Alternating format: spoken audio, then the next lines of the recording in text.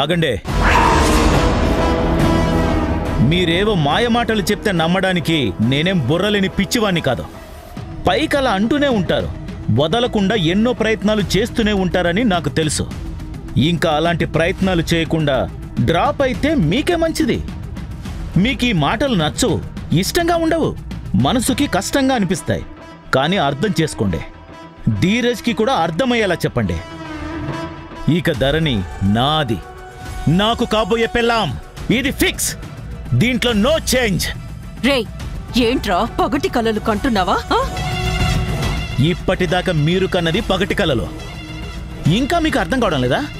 ధరణికి నిజం తెలియకముందే జనని పెళ్లి ఆపడానికి చాలా ప్రయత్నాలు చేసింది. ఇప్పుడు ధరణికి కూడా నిజం తెలిసిపోయింది. గుణగారు కూడా తన కూతుర్ని నీ కొడుక్కిచ్చి ఎలా పెళ్లి జరిపిస్తారు? అందుకే నిజం తెలియకముందే జనని అడ్డు వేస్తే మీరేం చేయలేకపోయారు. ముప్పు తిప్పలు పడ్డా నీ కొడుకుతో ధరణి మెడలో 3 ముళ్ళు వేయించలేకపోయారు. ఇప్పుడు చూడు, అందరికీ విషయం ఓపెన్ అయిపోయింది. సో పెళ్లి జరగడం అనేది కళ. ఊహించడానికి కూడా మీకు అర్హత లేదు.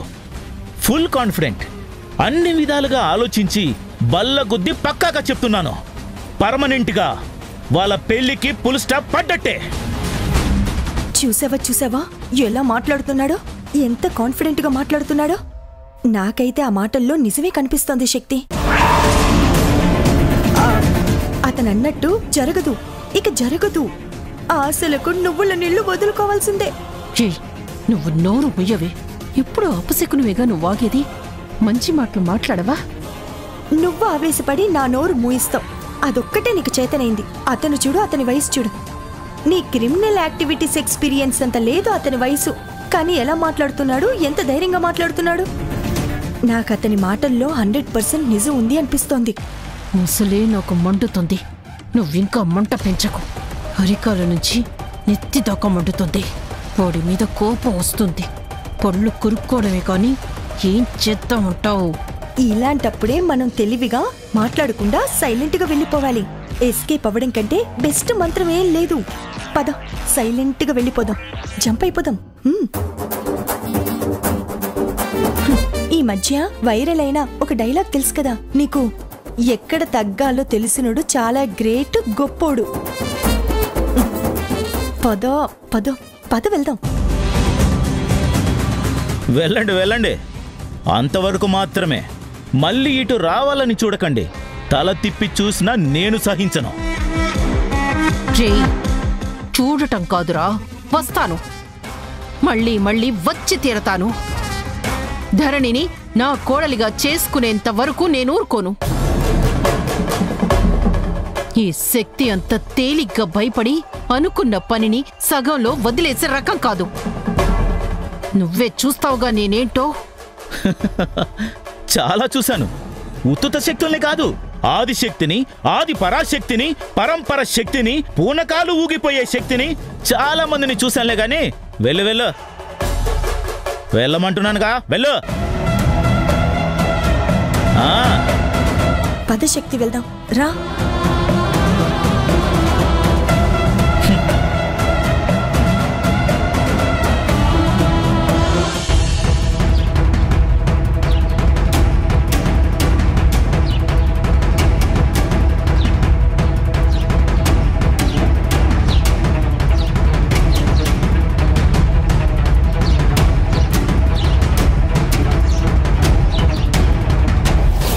నవమాసాలు నిన్ను మోసిన నీ కన్న తల్లి, కనికరించేది నీ కన్న తల్లి. క్షమాపణను అడగమనేది నీ కన్న తండ్రి. ఆ విషయం నీకు తెలుసా? ఇది టోటల్ గా అవుట్ ఆఫ్ మూడ్ లో ఉన్నట్టుంది. దీన్ని ఎలా అయినా డైవర్ట్ చేయాలి. మాటల్లో పెట్టి మాయ చేసి గుండెలకి హత్తుకుని ఈ గుండెల్లో బందీని చెయ్యాలి. ముందు మూడు మారిస్తే గాని మన ట్రాక్ లోకి వచ్చేటట్లేదు.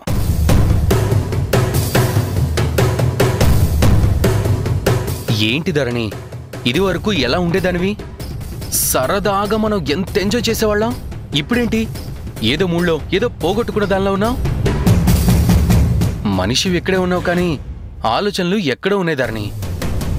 నీ పక్కనున్నది నీ ధీరజన్ మర్చిపోయావా? అసలు నువ్వు దేని గురించి ఇంతలా ఆలోచిస్తున్నావు? నేను దేని గురించి ఆలోచిస్తున్నానో నీకు తెలీదా ధీరజ్? ఏది నిజమో ఏది అబద్ధమో తెలియక నాలో నేను సతమతం అవుతున్నా. ఈ స్ట్రగుల్కి సొల్యూషన్ ఏంటో నాకు అర్థం కావడం లేదు. ఎప్పుడూ మనసులో అదే మెదిలితే అందులో నుంచి బయటికి రాలేవు. ప్లీజ్ నిన్ను నువ్వు ప్రశ్నించుకో. అసలు ఎవరెవరు చెప్పినవన్నీ నిజాలని ఎలా నమ్ముతావు? అరే సడన్ గా ఎవరో వచ్చి చెప్పిందని నమ్మేస్తావా? నీకు సొంత ఆలోచన, సొంత కాన్ఫిడెన్స్ లేవా? అసలైనా నేను కూడా పిచ్చివాళ్ళ దాని గురించే డిస్కస్ చేస్తున్నానేంటి? మనం ఇప్పుడు బయటకు వచ్చాం ధరణి. నువ్వు అసలు ఆలోచనల నుంచి బయటకు వచ్చేసేయ్. చూడు, ఈ పార్క్లో ఎక్కడ చూసినా జంటలే జంటలు. కానీ ఆ జంటలు ఎలా ఉన్నాయి, మనం ఎలా ఉన్నాం? వాళ్ళు సంతోషంలో తేలిపోతున్నారు. మనము నేను సముదాయించడంలోనే సరిపోతుంది.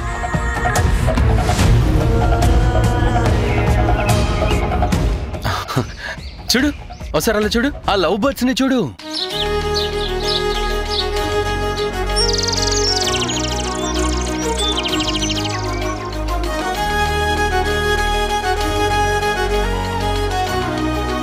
అదిగో అటు చూడు, ఆ ప్రేమికుల్ని చూడు.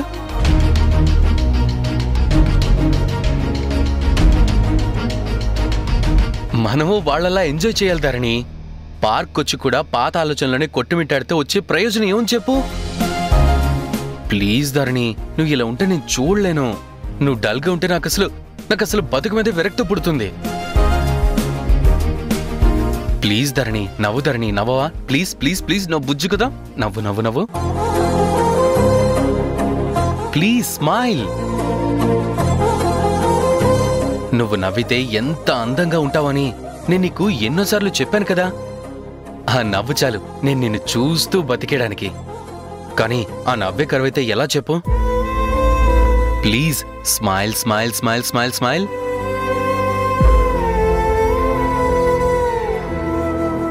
ఏంటి ధరణి, నువ్వు మరీ ఇంత మూడీగా ఉంటే ఎలా చెప్పు?